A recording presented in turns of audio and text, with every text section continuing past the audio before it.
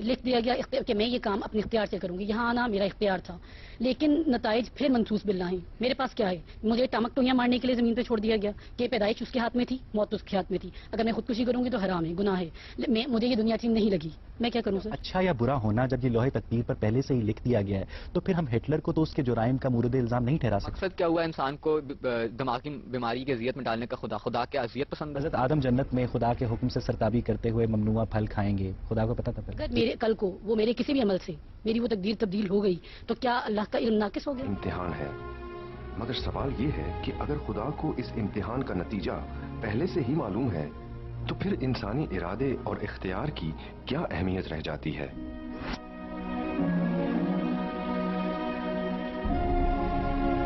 ایک برے شخص کی تقدیر میں اگر برا بننا لکھا ہے تو کیا وہ اپنی تدبیر سے تقدیر کو بدل سکتا ہے؟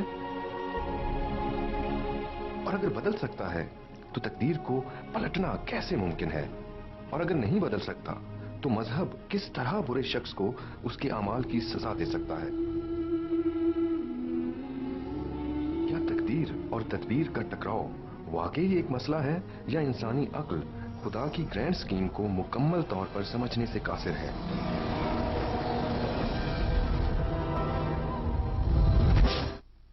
السلام علیکم. پروگرام گامدی میں خوش آمدید.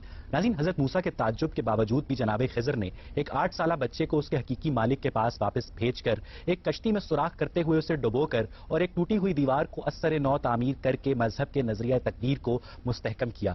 پھر ایک حدیث کے مطابق کہ جب بچہ ماں کے پیٹ میں 4 مہینے کا ہوتا ہے تو ایک فرشتہ آ کر اس میں روح پھونکتا ہے اور پھر خدا کے حکم سے اس کی پیدائش کا وقت, اس کی موت کا وقت, اس کا رزق اور اس کا اچھا یا برا ہونا ایک لوہے تقدیر پر لکھ دیا جاتا ہے. آج ہم اپنے شرکا اور محترم جاوید احمد غامدی کی باہمی گفتگو کے ذریعے اس سوال کا جواب ڈھونڈنے کی کوشش کریں گے کہ اگر انسان کا ہر عمل لوہے تقدیر پر پہلے سے ہی محفوظ ہے تو پھر کس بنیاد پر روز قیامت اس کے اعمال کا حساب کتاب کر کے اسے جنت یا دوزخ کا رستہ دکھایا جائے گا. یہی بحث ہمارے آج کے اس پروگرام کا موضوع گفتگو ہے. صاحب, انسان با اختیار ہے یا مجبور محض؟ بعض معاملات میں بالکل مجبور ہے اور مجبور محض ہے, اور بہت سے معاملات ہیں جس میں اس کے پاس اختیار ہے. میں کہاں پیدا ہوں گا, میری کیا شکل و صورت ہوگی, مجھے کیا صلاحیتیں دے کر بھیجا جائے گا, اس میں میرے کسی فیصلے کو کوئی دخل نہیں ہے. لیکن میرا اخلاقی وجود وہ میرے اختیار میں ہے. میں چاہوں تو شر کا راستہ اختیار کروں, چاہوں تو میں برائی کا راستہ اختیار کروں, اور چاہوں تو بھلائی کا راستہ اختیار کروں. اللہ تعالیٰ نے ان دونوں باتوں کو قرآن مجید میں واضح کر دیا ہے, اور یہ ہمارے عمومی مشاہدے سے بھی بالکل واضح ہے. اچھا, اچھا یا برا ہونا جب یہ لوہے تقدیر پر پہلے سے ہی لکھ دیا گیا ہے تو پھر ہم ہٹلر کو تو اس کے جرائم کا مورد الزام نہیں ٹھہرا سکتے. لکھ دیا کا کیا مطلب ہے یار؟ اس دنیا کے اندر جو کچھ ہو رہا ہے اللہ اس کا پہلے سے علم رکھتا ہے. اپنے علم کے لحاظ سے وہ دنیا کے ساتھ معاملہ بھی کرتا ہے.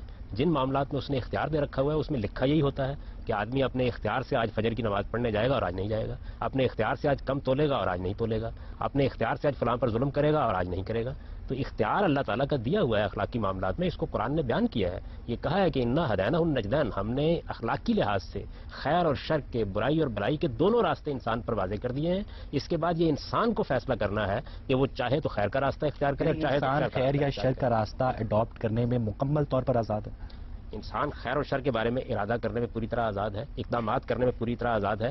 اگر اس کا کوئی اقدام حدود سے اتنا تجاوز کر رہا ہو کہ دوسروں کے لیے مسئلہ بن جائے تو بعض اوقات اس اقدام کو روک دیا جاتا ہے, لیکن وہ مجرم ہے تو مجرم قرار پایا جائے گا. اس نے خیر کا ارادہ کیا, جو بھی معاملات ہوتے ہیں خدا کو پہلے سے پتا ہوتا ہے. انسان کے اختیار میں اس کی صلاحیت ہی نہیں ہے تو کس بنیاد پر اس سے پھر حساب لیا جائے گا؟ صلاحیت آپ کے اختیار میں نہیں ہے. اس صلاحیت کو آپ نے کیا نشو و نما دینی ہے, کہاں تک پہنچانا ہے. اور معاف کیجیے گا, صلاحیتوں کے استعمال کے اوپر کوئی مواخذہ بھی نہیں ہوگا. مواخذہ تو خیر و شر کے معاملے میں ہونا ہے. آپ کو ایک شاعر کی صلاحیتیں دی گئیں تو آپ کتنے بڑے شاعر بنے, آپ نے اپنی کتنی تربیت کی, آپ نے کیا تعلیم پائی, آپ نے کیا اساتذہ سیکھا, اس کے لحاظ سے دنیا میں نتائج نکل آئیں گے. جو آخرت کا معاملہ ہے وہ اس بنیاد پر نہیں ہوگا کہ آپ کتنے بڑے شاعر بنے, کتنے بڑے ادیب بنے, کتنے بڑے سائنسدان بنے. آخرت کے مواخذے کی بنیاد خیر و شر ہے. جو قرآن مجید میں جناب خضر نے ایک 8 سالہ بچے کو ہلاک کیا, آپ کے علم میں ہوگا, تو صاحب اس کا مطلب ہے کہ وہ بچہ قرآن مجید ہی کے مطابق بڑا ہو کر اپنے ماں باپ کو دکھ دینے والا تھا. تو اس کا مطلب ہے کہ وہ خدا کو پہلے سے پتا تھا کہ یہ اپنے والدین کو دکھ دے گا, اس لیے اس کو ایلیمنیٹ کروا دیا گیا. اس کا مطلب ہے صاحب پھر تو ہم لوگ ایک ایسے امتحان میں آئے ہیں, ایک ایسے امتحان میں بیٹھے ہیں جس کا رزلٹ خدا کو پہلے سے معلوم ہے. تو دیکھیے بات یہ ہے کہ خدا کے علم کا آپ کے عمل پر کیا اثر پڑتا ہے. اصل سوال یہ ہے, اگر تو میرا علم آپ کے عمل کو الٹیمیٹلی پتا ہے کہ اس نے کرنا کیا ہے تو میں کیوں اس کے عمل کے اوپر توجہ دوں؟ مجھے پتا ہے اس نے کرنا کیا، اس نے برا آدمی مرنا ہے مجھے پتا ہے، اس نے اچھا آدمی مرنا ہے مجھے پتا ہے. دیکھیے بادیا، آپ علم اور عمل کو خلط ملط کر رہے ہیں اور اسی سارا فساد پیدا ہوتا ہے. میرا علم میرے اختیار پر ہے، میرا عمل میرے اختیار پر ہے، اور خدا کا علم محیط کل ہے، وہ ہر چیز کا احاطہ کیے ہوئے ہے. اس نے میرے اندر کوئی کل نہیں نہ سکتا. محیط کل اس لیے نہیں ہو سکتا کہ اگر اس کو مستقبل کا حال بھی منوان پتا ہے تو پھر انسان با اختیار نہیں ہو سکتا. اگر انسان با اختیار ہے تو پھر اسے مستقبل کا حال نہیں پتا ہونا چاہیے. اسے مستقبل کا حال پتا ہونا چاہیے. وہ پتا کیا ہے؟ اس کو یہ پتا ہے کہ جو میں نے اختیار دیا تھا اس کو استعمال کر کے یہ آدمی یہ کام کرے گا. آپ اصل میں خدا کے علم کے اندر سے اس کے دیے ہوئے اختیار کو نکال لیتے ہیں. تو خدا نے ایسا اختیار دیا گیا ہے جب الٹیمیٹلی خدا کو پتا ہے کہ اس نے کام رزلٹ کیا پروڈیوس کرے گا. اس پہ اختیار سے کوئی اثر ہی نہیں پڑتا. میرا علم آپ کے بارے میں، آپ تو ایسی بات، میرا علم آپ مجھے 4 سڑکیں دکھا دی گئی ہیں، ان کی اینڈ منزل ایک ہے، میں جس مرضی سڑک پہ ٹریول کروں، میرا ارادہ ہے، میرا اختیار ہے، لیکن جو اینڈ رزلٹ ہے وہ خدا کو پہلے سے معلوم ہے کہ اس نے یہاں پہنچنا. نہیں دیکھیے، یہاں پھر آپ نے مثال صحیح نہیں دی. آپ کو 4 سڑکیں بتائی گئی ہیں، ان میں سے جس پر آپ چاہے جائیں سب کا نتیجہ الگ الگ نکلنا ہے. خدا کے علم کا اس پر کوئی اثر نہیں ہونا. خدا نے اپنے علم کی بنیاد پر آپ کو کہیں نہیں روکنا. البتہ یہ ہو سکتا ہے کہ کسی موقع پر آپ کا عمل دوسروں کے لیے مسئلہ بن رہا ہو تو خدا اس میں مداخلت کرے، اور اس میں بھی اگر آپ کا ارادہ تھا تو آپ مجرم قرار پا جائیں گے. آپ یہاں سے نکلے، آپ نے حج کا ارادہ کیا، آپ نے احرام باندھا. 4 الگ الگ سڑکوں پہ نکلنے کے 4 الگ الگ نتیجے نکل سکتے ہیں. یہ خدا کو پتا تھا، یہ نہیں پتا تھا ایگزیکٹلی کہ وہ کس نتیجے تک پہنچے گا. خدا کو علم تھا. خدا نے آپ کے اختیار پر کوئی قدر نہیں لگائی. لیکن 2 باتوں کو بالکل الگ الگ کریں. مجھے علم تھا کہ آج آپ یہ پروگرام کریں گے. میرے علم کا آپ کے عمل پر کیا اثر ہوا ہے؟ حضرائے کرم بتا دیجیے. اور آپ کو علم تھا کہ میں آج یہاں آؤں گا. آپ کے اس علم کا میرے عمل پر کیا اثر ہوا ہے؟ میں نے یہ اپنے ارادے اور اختیار سے فیصلہ کیا، ارادے اور اختیار کی بنیاد پر یہاں آیا. علم کو خدا کے علم سے نہیں ملا سکتے. میرا علم آج قطعی تھا. پہلی بات، آج میرا علم خدا کا حکم ماضی میں بھی ہے، خدا کا جو علم ہے ماضی میں بھی ہے، حال میں بھی ہے، مستقبل میں بھی ہے. آپ کا علم صرف آج حال پر محیط تھا. دیکھیے، آپ لفظ علم کو جب مطلقاً استعمال کرتے ہیں تو آگے وضاحت نہیں کرتے کس بات کا علم. اس بات کا علم کہ آج یہ اپنے اختیار سے یہ کام کریں گے. وہ علم یہی رکھتا تھا، اپنے اختیار سے یہ کام کریں گے. میں انسان پری ڈیسٹنڈ نہیں ہے. بالکل بھی نہیں. ان معاملات میں جن کا تعلق خیر و شر سے ہے، وہ معاملات جن معاملات کو خدا نے اپنے، جن معاملات کا تعلق خیر و شر سے ہے ان میں انسان پری ڈیسٹنڈ نہیں ہے. کون کون سے معاملات ہیں؟ خیر و شر کے تمام معاملات. مجھے اچھائی کرنی ہے، مجھے برائی کرنی ہے، مجھے جھوٹ بولنا ہے. اس کا رزلٹ پہلے سے خدا کو نہیں پتا. رزلٹ معلوم ہونا ایک بالکل الگ چیز ہے. رزلٹ معلوم ہونے کا میرے عمل سے کیا تعلق ہے؟ میں گھر سے نکلا ہوں، میں نے جا کر کسی کے مال پر غصب کیا ہے، میں نے غبن کیا ہے، میں نے اپنے ارادے اور اختیار کو غلط تقدیر میں یہ کچھ نہ لکھا ہوتا تو نہ کسی کا مال. پھر آپ نے ایک لفظ استعمال کیا، تقدیر میں لکھا. یہ تو آپ کی تعبیر ہے. قرآن مجید کی تعبیر تو یہ نہیں ہے. قرآن مجید تو یہ کہتا ہے ما تسقط من برکۃ. حضرت عبداللہ بن عباس سے روایت ہے. اگر مجھے قرآن سن لیجیے، قرآن مجید تو یہ کہتا ہے کہ ما تسقط من برکۃ الا یعلمها. کوئی پتا بھی نہیں گرتا مگر یہ کہ اللہ اسے جانتا ہوتا ہے. لیکن پتا عالم اسباب میں جو اسباب پیدا ان کے تحت گرتا ہے. خدا اس کو گرانے کے لیے نہیں آتا. ایک پتا بھی گرتا ہے، ہوائیں اس کو اٹھا کر جہاں سے مانے. یہ بھی تو آتا ہے نا اس کی 23ویں آیت میں کہ انسان پر کوئی بھی مصیبت تب تک نہیں نازل ہوتی جب تک خدا کی اجازت نہ ہو. نہیں، دیکھیے بات ہے، اذن اور اجازت بالکل الگ چیز ہے. اذن اور اجازت کا مطلب یہ ہے کہ جب کوئی معاملہ ہونے لگتا ہے تو خدا مجموعی حکمت کے تحت یہ دیکھتا ہے کہ اس کو ہونے دینا یا نہیں ہونے دینا. آپ نے قتل کا ارادہ کیا، آپ گھر سے نکل کھڑے ہوئے، لیکن یہ قتل اس وقت مجموعی حکمت کے لحاظ سے نہیں ہونا چاہیے، تو آپ کو قتل کرنے نہیں دیا جائے گا. لیکن آپ مجرم قرار پا گئے ہیں اس لیے کہ آپ نے اپنے ارادے اور اختیار کے ساتھ قتل کا اقدام کیا. ماہرین عمرانیات کی رائے میں جو تقدیر کا تصور ہے وہ ایک شکاری دور کی یادگار ہے، جب قبیلے کے افراد کے مابین جو قبیلے کا سربراہ تھا وہ حسب استطاعت کو شکار کو تقسیم نہیں کرتا تھا بلکہ حسب ضرورت تقسیم کرتا تھا، اور تب سے رزق کا پہلے سے طے ہونا انسانوں کے مابین یہ تصور فروغ پا گیا. تو کیا جو مذہبی عقائد ہیں، جو تقدیر اور تدبیر کا تصور ہے، وہ انہی ابتدائی رسومات کی ترقی یافتہ شکل ہے؟ جو آپ بیان کرتے ہیں وہ یقیناً ہوگا، لیکن جو قرآن مجید بیان کرتا ہے اس کا اس سے کوئی تعلق نہیں ہے. اور یہ ماہرین عمرانیات جو قیاسات پیدا کرتے ہیں ان کو آپ وہی الہام کا سمجھ لیتے ہیں. یہ تو صورتحال یہ ہوتی ہے کہ ایک ٹڈے کی ٹانگ ملتی ہے اور اس کے اوپر ہاتھی کا خول چڑھا دیا جاتا ہے. ایک مکھی ملتی ہے اور اس کو گھس گھس کے بھینس بنا دیا جاتا ہے. تو پہلے یہ دیکھنا چاہیے کہ کس بنیاد پر بات کی جا رہی ہے. قرآن مجید کا تصور تو ایک واضح اور شفاف تصور ہے. وہ پورے انسان کا تجزیہ کرتا ہے اور پورے انسان کا تجزیہ کر کے بتاتا ہے کہ وہ کیا معاملات ہیں جو اللہ نے اپنے ہاتھ میں رکھے ہوئے ہیں، وہ کیا معاملات ہیں جس میں انسان کو اختیار حاصل ہے. اور قرآن مجید کی بات کو اگر آپ اپلائی کریں، اس کا انطباق کریں، تو روزمرہ کا ہمارا مشاہدہ اسی کی تصدیق کرتا ہے. مجھے یہ بتائیے کہ میری شکل و صورت کیا ہے. اس پر بھی کبھی میرے خلاف کوئی کسی عدالت میں مقدمہ چلا ہے، لیکن اگر میں کسی کو قتل کر دوں تو دنیا کی ساری عدالتیں مجھے ماخوذ کرتی ہیں. جی آپ پوچھیں. حضرت علی کے حوالے سے حدیث مروی ہے جس میں فرماتے ہیں کہ 2 قسم کے لوگ پیدا ہوتے ہیں، ایک وہ جو کہ انکلینیشن رکھتے ہیں اچھائی کی طرف، اور دوسرے وہ جو انکلینیشن رکھتے ہیں برائی کی طرف. یہ دونوں انکلینیشن خدا کی طرف سے دی جاتی ہیں انہیں، اور اس سے کیا فائدہ ہوتا ہے اس کی وہ فرض تفصیل میں بیان فرماتے ہیں کہ جو اچھائی کی طرف انکلینیشن رکھتے ہیں ان کو اچھائی کرنے میں آسانی ہوتی ہے، اور جو برائی کی طرف انکلینیشن رکھتے ہیں ان کو برا کرنے میں آسانی ہوتی ہے.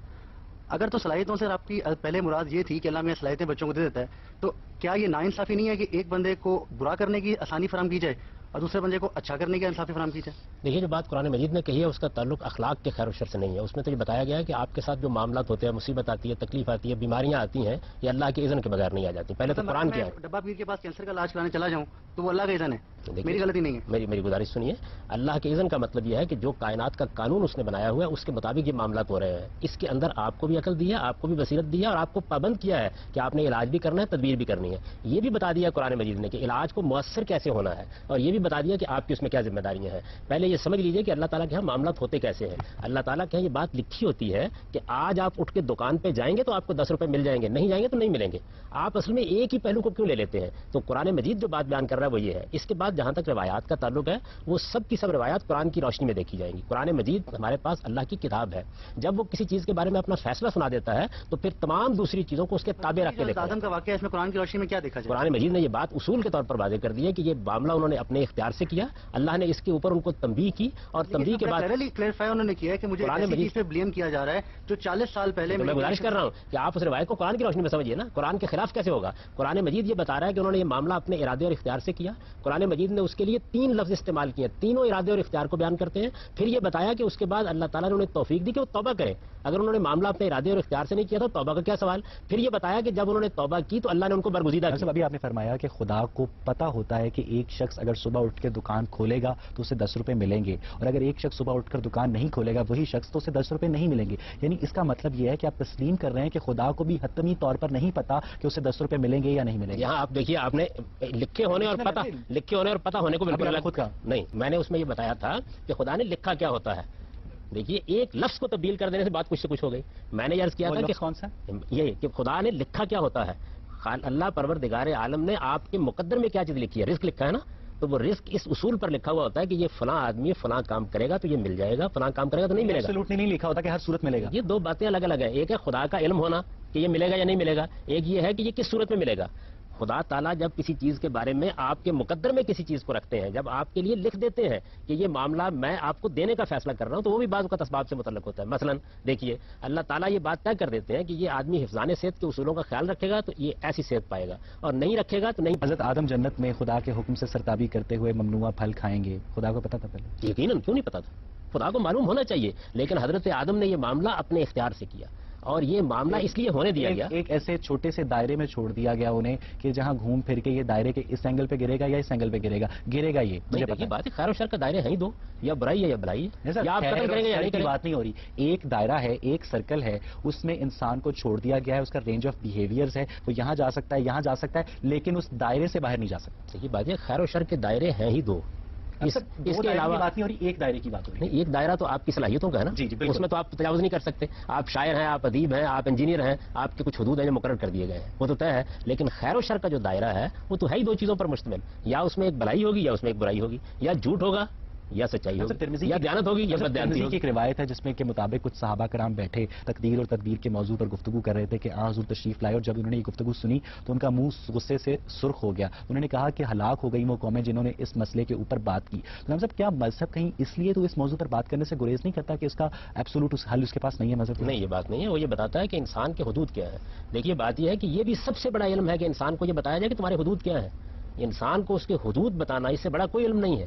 سب سے بڑا علم یہ ہے کہ آپ یہ بتائیں کہ انسان ان حدود میں کام کرتا ہے یا نہیں کرتا. رسالت محمد صلی اللہ علیہ وسلم یہ بتایا. آپ یہ بتا دیتے کہ انسان ان حدود میں کام کرتا ہے تو آپ انسانی ارادے اور اختیار کو اس محدودیت سے آشنا کرتے ہیں جو انسان کی قوت ارادی کو کمزور کرتی ہے. دیکھیے بات یہ کہ انسان کا ارادہ بڑی اللہ کی نعمت ہے, لیکن اس کے حدود ہیں. اور یہ بات 18ویں 19ویں صدی تک ہر انسان یہ مان کے جیتا تھا کہ میں آسمان میں پرواز نہیں کر سکتا, یہ میری قسمت ہے, یہ میری محدودیت ہے, ٹھیک ہے. لیکن آج انسان نے اپنے ارادے اور اختیار کی بدولت ہوا میں پرواز بھی کرنا. یہ بات ہی آپ درست نہیں کہہ رہے. انسان تو اس کی ہمیشہ سے خواہش رکھتا تھا, وہ تو اس کے لیے کہانی ہے. وہ یہ محسوس کرتا تھا کہ میں ابھی یہ کام نہیں کر سکتا. اگر انسان اس چیز کو ایک ابدی فیصلہ مانتا تو کبھی جدوجہد ہی نہ کرتا. انسان کے اندر تو آج بھی اپنی محدودیتوں کو پہچاننے کے معاملے میں بہت سی غلطیاں ہوتی ہیں, افراط و تفریط ہوتی ہے. وہ حدود جن کا تعلق اخلاقی دائرے سے ہے وہ مذہب بتاتا ہے. وہ حدود جن کا تعلق آپ کے علم کے دائرے سے وہ آپ تجربے اور مشاہدے سے سیکھتے ہیں. جن حدود کا تعلق اخلاقی دائرے سے ہے وہ پہلے سے طے ہے. جن کا تعلق اخلاقی دائرے سے ہے ان میں ظاہر بات ہے کہ آپ نے یا تو بھلائی کو اپنانا یا برائی کو اپنانا ہے. وہاں تو کسی حد کا معاملہ ہی نہیں ہے. یہ طے ہے پہلے سے کہ برائی کیا ہے بھلائی کیا ہے. آپ کو اس کا شعور دے دیا گیا ہے, آپ کی فطرت میں اس کو ودیت کر دیا گیا ہے. یہ برائی اور بھلائی میں حدود کہاں سے آ گئے؟ یہ تو چیزیں ہی 2 ہیں, یا نیکی ہے یا خیر ہے یا برائی ہے یا جھوٹ ہے یا بددیانتی ہے یا سچائی یہی ہے. ہے نا کہ ایبسولوٹ برائی ایگزسٹ نہیں کرتی، ایبسولوٹ اچھائی ایگزسٹ نہیں کرتی. برائی کی نفی اچھائی ہے اور اچھائی کی نفی برائی ہے. تو آپ کس طرح ان کو حتمی طور پر برائی اور اچھائی قرار دے کر مسئلہ تقدیر سے منسلک کر سکتے ہیں کہ یہ شخص برا کام کرے گا یا اچھا حتمی کام طور کرے پر گا؟ مجھے قرار دینے کی کیا ضرورت ہے؟ مجھے تو اپنے لیے فیصلہ کرنا ہے، آپ کو اپنے لیے فیصلہ یعنی کرنا ہے. آپ کے اور خیال میرا ضمیر لانگ پوری طرح اسٹوری شارٹ انسان کو اختیار دیا گیا ہے اس کے علم کے مطابق اور ایک محدود اختیار دیا گیا. ظاہر بات ہے میں ہر روز اس کا مشاہدہ کرتا ہوں، اس کے لیے مذہب سے مجھے پوچھنے کی ضرورت نہیں ہے. جی آپ پوچھیں. سر قرآن کی بات آپ نے کہی کہ قرآن جو ہے ہم سٹینڈرڈ مانیں گے، اور قرآن میں تو لارت بن والا یابسین کا بھی حکم ہے کہ ہر چیز خوشک و تر کا ذکر موجود ہے. پھر اس میں یہ بھی کہا جاتا ہے کہ اگر نہیں جانتے ہو تو اہل علم سے پوچھ لو. پھر اس کے بعد حدیث بھی ملتی ہے کہ میں تمہیں دو چیزیں چھوڑ کے جا رہا ہوں، کتاب اللہ و اطاعت اہل بیت یا سنتی کا آپ لفظ لگا لیں. یعنی صرف قرآن بھی کافی نہیں ہے، یہ بھی کہا گیا کہ دونوں سے تمسک اختیار کریں. آپ کس طرح یہ کہہ سکتے ہیں کہ ہر چیز جو ہے ہم قرآن کے ساتھ جو ہے کمپیریزن کر کے، کیا کوئی انسان اتنا عقل کامل رکھتا ہے کہ قرآن سے ہر مسئلے کا اس طرح سے استدلال لے سکے کہ جس طرح سے انبیاء یا سنت رسول سے یا دوسری طرح لیا جا سکے؟ جتنی آیات آپ نے پڑھی ہیں ان کا کوئی تعلق اس بات سے نہیں جس پر آپ یہ بات کر رہے ہیں. لا رتبم ولا یابسن کی آیت جو ہے اس کا قرآن سے کوئی تعلق نہیں ہے. وہ تو یہ بتایا گیا ہے کہ اس کائنات کے اندر جو معاملات ہو رہے ہیں وہ تمام کے تمام اللہ نے ایک رجسٹر میں لکھ رکھے ہیں، اس میں قرآن زیر بحث نہیں. میری میں یہ گزارش، کہہ رہا ہوں کہ آپ اگر نے اس میں- سوال کیا ہے تو آپ میری گزارش سن لیجیے. اور دوسری بات یہ ہے کہ میں نے کہا کیا ہے. میں نے یہ کہا ہے کہ قرآن کے علاوہ ہم کچھ دیکھیں گے نہیں. میں نے یہ کہا قرآن کی حکومت مانیں گے. قرآن جب فیصلہ کر دے گا تو وہ خدا کا فیصلہ ہے، اس فیصلے کے سامنے کوئی اور چیز نہیں ٹھہر سکتی. قرآن کو سمجھنے کے لیے آپ کو سنتی یا اہل یا جو آپ آیا کہہ رہے ہیں کہ اہل بیت سے یا دونوں چیزوں سے کسی سے تمسک تو اختیار کرنا پڑے گا. تو اب آپ کہہ رہے میں ہیں کہ رسالت مآب صلی اللہ علیہ وسلم کی نسبت سے کوئی روایت ہوگی اس کو بھی دیکھوں گا، میں علماء کی بات کو بھی دیکھوں گا. میں نے تو ان کے جواب میں یہ کہا تھا کہ بھائی میں سائنس کا مطالعہ کرتا ہوں تو کیا میں پہلے کے علم کو نظر انداز کر دوں گا؟ لیکن آخری فیصلہ کون کرے گا؟ آخری فیصلہ قرآن کا متن کرے گا. تو سر یہ جو باتیں ہیں کہ قرآن سے ہم کمپیئر کریں گے آیات کو، تو سر یہ جو احادیث کو، تو سر پھر ان میں کون کرے گا یہ فیصلہ کہ دونوں میں سے کون بہتر ہے؟ ابھی ایک کے آپ پاس کے جلیل القدر اہل علم جب یہ کہتے ہیں کہ قرآن کے خلاف، سنت کے خلاف، عقل عام کے خلاف روایت قبول نہیں کی جائے گی، تو یہ فیصلہ کون کرتا ہے ان کے نزدیک؟ وہ محقق کر رہا ہوتا ہے، بخاری کر رہے ہوتے ہیں، مسلم کر رہے ہوتے ہیں. یہ فیصلہ ہم ہی کو کرنا ہے، یہ فیصلہ ہم ہی کو کرنا ہے. میں فیصلہ کروں گا، دلائل دے دوں گا. آپ کے نزدیک فیصلہ غلط ہو گیا، آپ اس کی تردید کر دیں. سر اب تک کی گفتگو سے جو ہمیں پتہ چلا وہ یہ تھا کہ علم اور ہے اور تقدیر اور ہے. علم اور ہے اور تقدیر اور ہے، تو یہ لوہے میں پوچھ کیا ہے، علم یا کہ تقدیر؟ دیکھیے تقدیر کا مطلب یہ ہوتا ہے کہ آپ کے لیے ایک بات طے کر دی ہے، اس کے خلاف نہیں ہو سکتا. اس کے لیے تقدیر کی اصطلاح استعمال کی جاتی ہے. علم کا مطلب یہ ہے کہ آپ کو دونوں راستے بتا دیے گئے، آپ کس راستے کو اختیار کریں گے یہ خدا نے پہلے سے جان لیا. تو یہ ساری جتنی چیزیں ہیں یہ اللہ کے ہاں پہلے سے لکھی ہوئی ہوتی ہیں، لکھی ہوئی ہوں گی. وہ چیزیں جو آپ کے مقدر میں ہیں وہ بھی لکھی ہوتی ہیں، وہ جو خدا کے علم میں ہیں وہ بھی لکھی ہوتی ہیں. لیکن جو چیزیں آپ کے مقدر میں ہیں ان کی خلاف ورزی نہیں ہو سکتی. جو چیزیں اللہ کے علم میں ہیں ان میں آپ کو اختیار دیا گیا ہے. اختیار آپ آزادانہ طور پہ استعمال جو کرتے ہیں. چیز لکھ دی گئی وہ میرا مقدر بن گئی. اب وہ علم تھا یا کہ تقدیر تھی، لیکن وہ چونکہ لکھ دی گئی. آپ نے کہا کہ علم بھی لکھ دیا گیا، تقدیر بھی لکھ دی گئی. تو جب لکھ دی گئی، اگر میرے کل کو وہ میرے کسی بھی عمل سے میری وہ تقدیر تبدیل ہو گئی تو کیا اللہ کا علم ناقص ہو گیا؟ دیکھیے بات یہ ہے جس دائرے میں آپ کو اختیار حاصل ہے وہاں آپ اصل میں کریں گے ہی اپنے اختیار کی بنیاد پر فیصلہ. تو اختیار کے لفظ کو پہلے سمجھیں کیا ہے. اختیار کا مطلب یہ ہے کہ خدا نے لکھا ہی یہی تھا کہ آپ یہ کام اپنے اختیار سے کریں گے.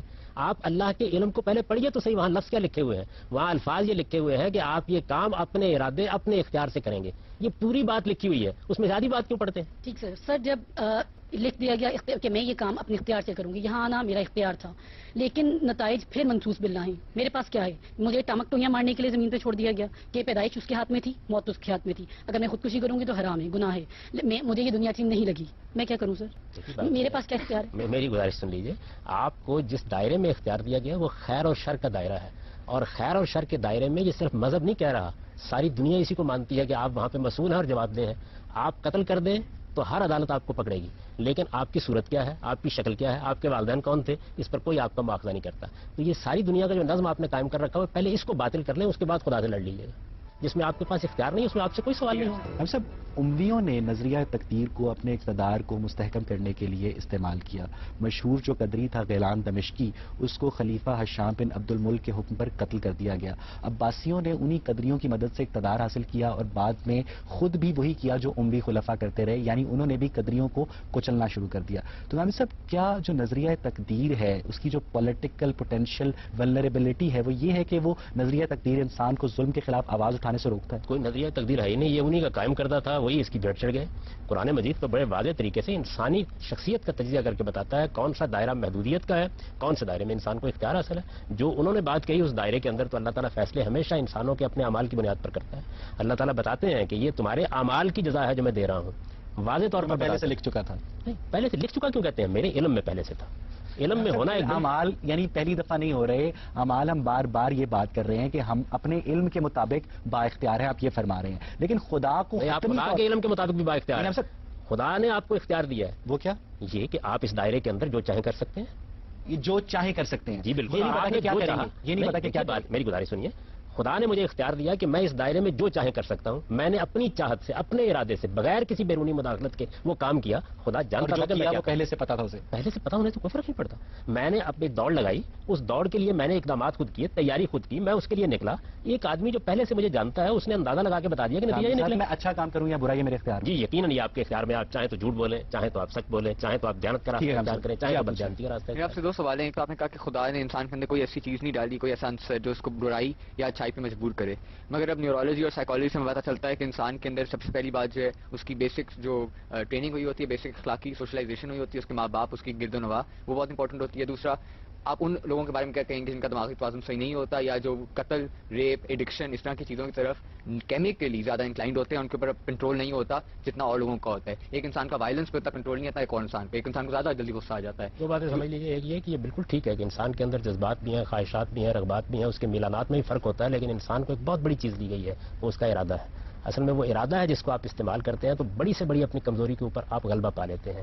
اور اگر فرض کر لیجئے کہ کسی معاملے میں یہ بالکل ثابت ہو جائے آج دنیا کی عدالت میں کہ آپ مجبور محض تھے، آپ نفسیاتی مریض تھے، آپ اس معاملے میں کچھ نہیں کر سکتے تھے، تو جس طریقے سے آپ کو یہ عدالت معاف کرے گی ایسے خدا بھی معاف کرے گا. یہ بات بھی اصول کے طور پر طے کر دی گئی ہے. مقصد کیا ہوا انسان کو دماغی بیماری کی اذیت میں ڈالنے کا؟ خدا کیا اذیت پسند ہے؟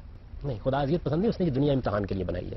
جب ایک دنیا امتحان کے لیے بنائی جائے گی تو اس کے اندر بیماریاں بھی ہوں گی، تکلیفیں بھی ہوں گی، اس کے اندر ظلم بھی ہوگا، اس کے اندر عدوان بھی ہوگا، اس کے اندر ارادہ و اختیار کے استعمال کی آزادی بھی ہوگی. اگر یہ بات صحیح ہے کہ خدا کو علم ہے کہ میں نے اپنے اختیار سے کیا کرنا ہے، کس طرح اپنی ول کو مینیفیسٹ کرنا ہے، کیا ایکشن لینا ہے، وہ بھی مان لیتے ہیں.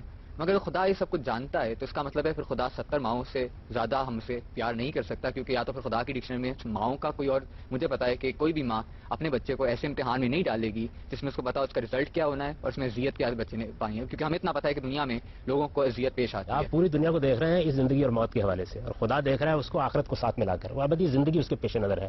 یہ بالکل ایسے ہی ہے. آپ نے 70 ماؤں کی بات کی. آپ کی ماں صرف یہ جانتی ہوتی ہے کہ اگر آج یہ بچہ اسکول نہیں جائے گا تو کل کو ریڑھی لگائے گا، اور وہ آپ کو سخت سردی میں اٹھاتی ہے، آپ کے کان گرم کرتی ہے، اور اس ماں کو کوئی بھی یہ نہیں کہتا کہ یہ شفقت نہیں کر رہی. اس لیے کہ ماں کی نظر موقع کے اوپر آپ کے مستقبل پہ بھی ہوتی ہے اور آپ کی نظر صرف اس وقت کی سردی پر ہوتی ہے. مگر اگر میرے ماں کے یہ اختیار میں ہو کہ وہ مجھے ایسی زندگی دے سکے جس کے اندر مجھے اذیت نہ ہو اور مجھے جو میں حاصل کرنا چاہوں وہ بھی مل جائے، یہ کرے گی. یہ آپ میری اور اپنی توہین کر رہے ہیں. میں یہ زندگی نہیں چاہتا. انسان کی حیثیت سے مجھے بہت بڑا شرف ملا ہے کہ میں نے جو پانا ہے قیامت میں وہ اپنی ایفرٹ سے پانا ہے. میں وہ زندگی کیوں لوں جو فرشتوں کو دے دی گئی ہے؟ یہی تو میرا سب سے بڑا شرف ہے. میں تو فرشتوں کی بات ہی نہیں کر رہا. میں کہہ رہا ہوں میں نے اپنی جو ایکشن سے کرنا ہے. یہ کہہ رہے ہیں کہ خدا کو جب علم تھا تو وہ اپنے علم پر فیصلہ کرتا. نہیں، اگر خدا جانتا تو میں نے کیا کرتا؟ سیدھا جنت جہنم میں ڈالنے تھا. لوگوں نے جو کرنا تھا اس موقع پر آپ کھڑے ہو کے یہ کہتے ہیں کہ مجھے تو موقع نہیں ملا کام کرنے کا، آپ نے کیوں اپنے علم کی بنیاد پر فیصلہ کیا؟ پھر کیا ہوتا؟ خدا نے جیسے بڑے موقع ویسے بڑے حقوق دیے انسانوں کو. کیا مطلب میرے سے پوچھے نہ تمہیں دنیا میں ڈالا تھا نہ میں پوچھے باہر. آپ کیجیے گا جب آپ کو موقع ہی نہیں دیا گیا ایک چیز کا تو آپ کے بارے میں ایک منفی فیصلہ کیسے ہو سکتا ہے؟ یہ تو بالکل ٹھیک ہے کہ خدا آپ کو اگر جنت میں بھیج دے گا تو آپ نہیں پوچھیں گے. اگر وہ جہنم میں بھیج دیتا تو آپ کہتے ہیں کہ مجھے تو موقع نہیں دیا گیا. میں تو بھی بہت ساری باتیں کرتا ہوں وہ تو نہیں خدا سنتے. تو خیر ایسی کون سی بات ہے خدا نے کوئی عدالت لگائی ہوئی انسان کے ساتھ؟ آپ جو بات بھی کرتے ہیں خدا اس کو سنتا ہے. اسی لیے تو آپ یہ بات کر رہے ہیں اور ہم آپ کا جواب دے رہے ہیں. اسی لیے تو جواب دے رہے ہیں. مسلمان کے گھر پیدا ہونا میری قسمت.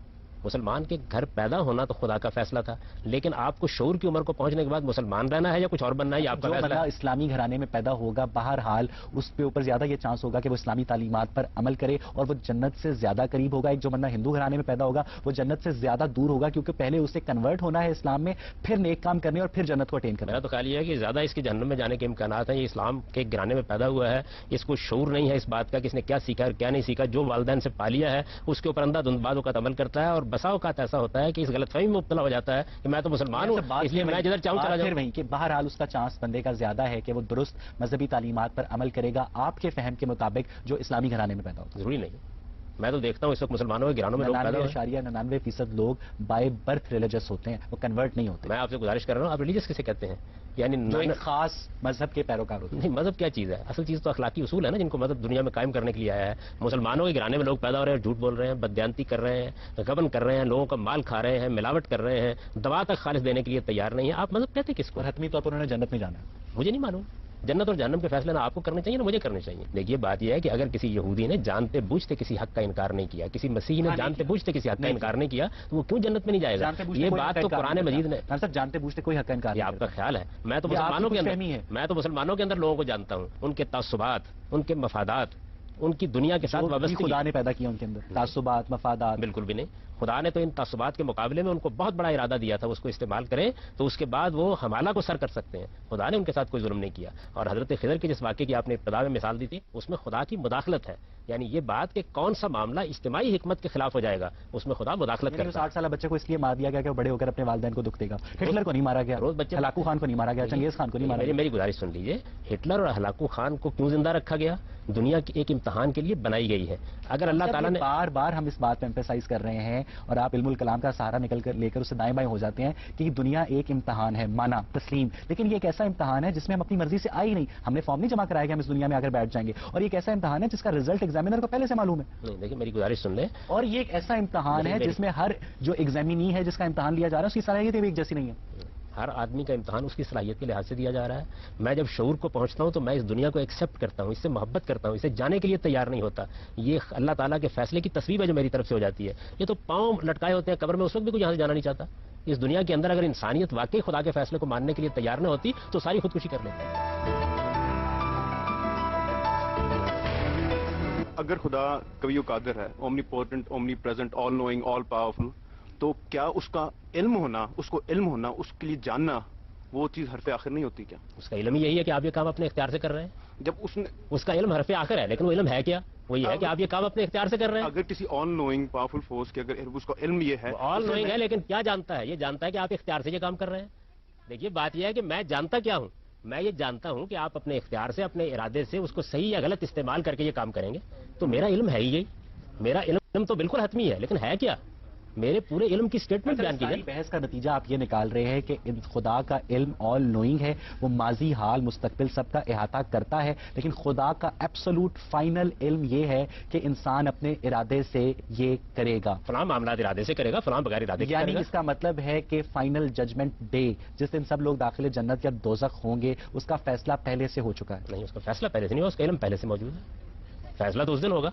फैसले की बुनियाद आपका इख्तियार, आपका इरादा, अल्लाह का इमाम हुज्जत है। मैं तस्लीम करता हूं कि मैं आपकी सारी बात आज समझने से कासिर रहा। मैंने बड़ी ईमानदारी से आपसे सवाल किए। आखिरी सवाल, मुतकल्लिमीन जो हैं तकदीर की दो अकसाम बयान करते हैं, तकदीर मुअल्लिक और तकदीर मुबर्रिम। तकदीर मुअल्लिक या तकदीर उला के मुतल्लिक वो कहा जाता है कि वो दुआ से बदल जाती है, और तकदीर मुबर्रिम या तकदीर मौला दुआ से नहीं बदलती, वो हतमी है। तो क्या इन अकसाम की वाकई कोई दीन में असल हैसियत है? मुतकल्लिमीन अपनी बात की खुद वजाहत करें। मैं तो आपको कुरान का बता सकता हूं कि आपकी बहुत सी ऐसी चीजें होती हैं जिनको अल्लाह ने आपके मांगने पर मुतल्लक रखा होता है। यानी वो तय ही ये किया होता है कि आप ये चीज मांगे तो दे देंगे, नहीं मांगेंगे तो नहीं देंगे। क्या खुदा को पता है अपने बारे में कि उसने मेरे बारे में क़यामत के रोज क्या फैसला करना? खुदा हर चीज से वाकिफ है, ये उसूली बात। अगर अब पता है कि खुदा के उसने इल्म क्या के हुदूद फैसले क्या करने है? हैं, तो उसके मतलब उसने वो फैसले कर चुका है। वो उसने क्या फैसले करने हैं?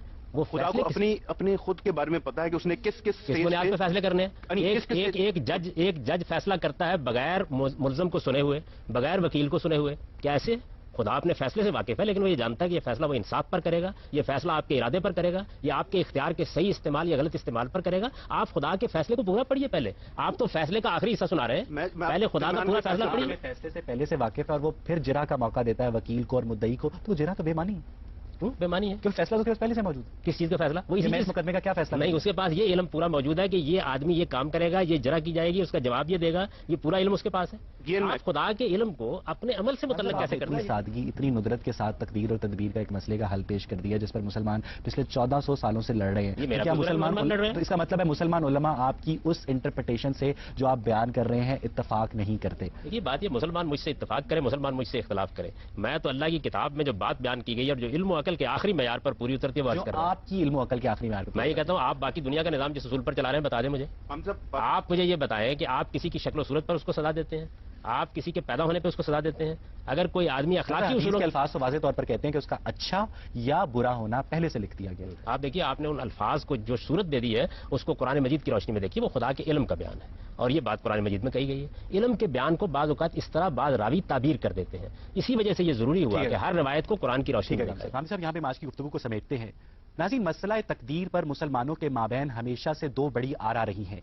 अहले जबर के नजदीक इंसान सिर्फ मजबूर महज है जिसका हर अमल लौहे तकदीर पर पहले से लिख दिया गया है, मगर अहले कदर के नजदीक इंसान इरादा और इख्तियार लेकर पैदा हुआ है ताकि रोजे क़यामत आमाल की बुनियाद पर उसे दाखिले जन्नत या दाखिले जहन्नुम किया जा सके। एक और राय यह भी है, जैसा कि गांधी साहब ने फरमाया, कि इंसान महदूद इरादा और इख्तियार लेकर पैदा हुआ है, मगर इन तमाम आरा के बावजूद ये भी एक हकीकत है कि मजहब ने अपने बुनियादी माखिजों में तकदीर के मुतल्लिक सेर हासिल बहस नहीं की और तकदीर और तदबीर दोनों में से भी किसी एक की मुकम्मल तौर पर नफी नहीं की। लिहाजा इसीलिए हर मुमकिन तदबीर को अपनाते हुए बाकी को दुआ और तकदीर पर छोड़ देना ही हमेशा से मजहब के अहले खैर का शेवा रहा है। इस उम्मीद के साथ कि आपका आने वाला कल आपके गुजरे हुए कल से कहीं बेहतर हो, अपने मेजबान अवैस इकबाल और प्रोग्राम गांधी की पूरी टीम को इजाजत दी।